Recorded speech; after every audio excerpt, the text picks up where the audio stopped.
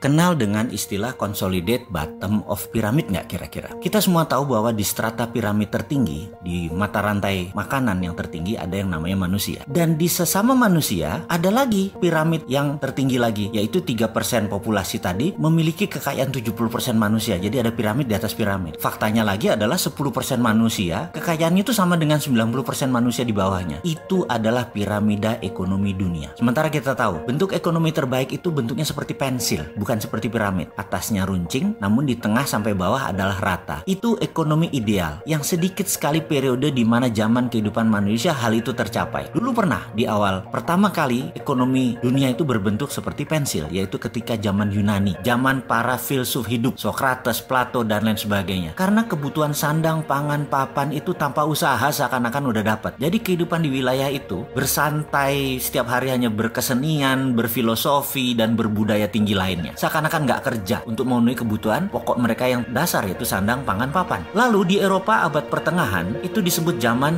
Renaissance. Juga demikian, lihat saja bangunannya, karya seni tinggi Eropa. Walaupun mereka mendapatkan harta itu semua dengan menginjak kaki negara-negara jajahan di Amerika Latin, Afrika, dan Asia. Tapi di zaman itulah kejayaan Eropa, di mana ekonomi Eropa seperti pensil piramidanya. Sekarang bagaimana? Parah. Dasar piramidanya lebar, mengecil di tengah, serta tinggi tajam di atas. Karena apa? Karena selain the winnersnya sudah ada, the winners takes all, mereka juga menggunakan kekuatan pemerintah sebuah negara untuk menjadi pion mereka, mengatur agar kekayaan mereka menjadi abadi. Itulah strategi para kapitalis di top of pyramid pada saat-saat ini. Setelah itu ada lagi. Ternyata mereka di atas tuh tidak bercerai-berai, mereka di atas tuh consolidate, bergabung bersama. Jadi sudah kecil, sedikit, kompak lagi. Jadi secara individu, mereka ini menguasai piramida terbalik. Jadi kalau jumlah mereka, piramidanya benar, tapi secara harta yang kecil itu menguasai piramida terbalik, hartanya terbanyak. Jadi sistem apa yang mereka gunakan untuk mempertahankan kekayaan mereka itu? Yes, benar, mereka menggunakan bank. Bank itu kapal keruk harta tabungan orang-orang kecil, dikumpulkan di mana-mana lalu diberikan untuk komunitas 3% pebisnis. Karena pebisnis yang punya jaminan hanya 3%, sisanya walaupun nabungnya di bank yang sama nggak akan keluar dikasih kredit atau pinjaman. Gila nggak tuh? Setelah itu Kementerian Keuangan, Bank Indonesia semua membuat aturan melindungi yang 3% itu untuk keuntungan yang 3% itu. Jadi rakyat kecil melihat bank sentral, melihat bank adalah simbol kapitalis. Coba lihat KUR ya, kredit usaha rakyat. 1 bulan bunganya 2% atau setahun 24%. Itu buat rakyat. Sementara kalau buat konglomerat setahun 9%. Bayangin, itu realita kan? Ini gila kalau didiamkan. Lalu ke depan bagaimana? Kita ini bukan tukang ngeluh. Kita ini ingin memberikan solusi walaupun rada nyeleneh. Karena kita harus memberi peringatan kepada semua orang dan memberikan solusi. Jadi caranya gimana? Yaitu dengan new economic model, yaitu dengan cara konsolidasi bottom of pyramid. Itu teorinya. Dan prakteknya kita sudah bangun. Bahkan saat organisasi tersebut sudah jalan. Kok belum banyak yang tahu? Ya terang saja, hegemoni pengusaha ekonomi sekarang gerah. Bisa-bisa bank tutup. Karena bank itu kan sumber riba, keuangannya pakai pinjaman. Bank tutup, fintech tutup kalau kita jalan. Karena kita bisa melepas cengkraman kapitalis. Kita bisa membuat rakyat jadi berkuasa. Tapi sayang, belum bisa jalan. Tapi kita nggak nyerah. Karena apa? Karena kemakmuran itu hak semua orang. Solusinya sekali lagi di mana? Solusinya segera setelah video ini. Selamat menyaksikan.